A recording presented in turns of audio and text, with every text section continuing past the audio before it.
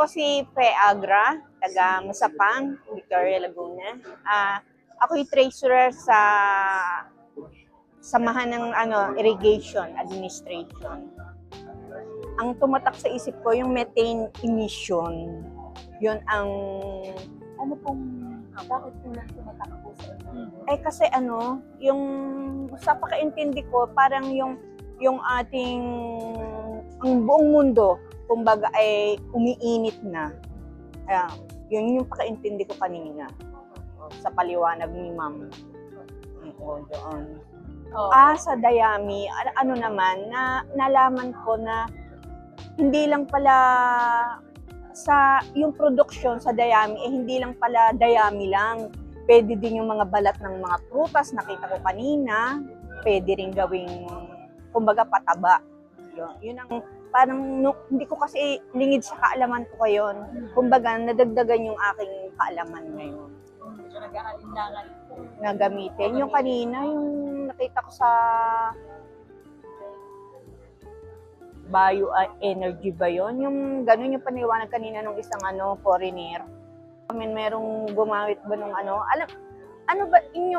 nyo ba yung yung butane?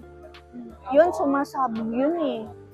Oo, parang kanina sa paliwanag niya, di ba sabi niya, pwedeng gamitin sa ganun, pwedeng gamitin sa ganun. Sabi ko parang nag-aalilangan akong gamitin yun sa ganun. Kasi may nakita ako noon sa FB, sumabog talaga. Napakadelikado nung gamitin, nagluluto yung nasabugan. Kumbaga, hindi dapat. Oo, gumamit mo. Para sa akin lang. Para sa yung gamit ng Dayami.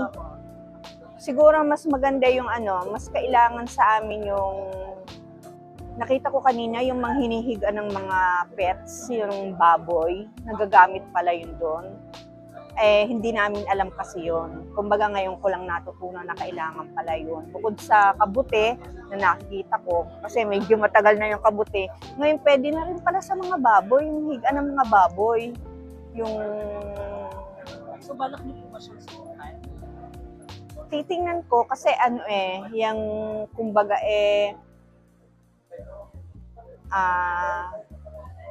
ngayon pa lang mag-uumpisa, pwede naman.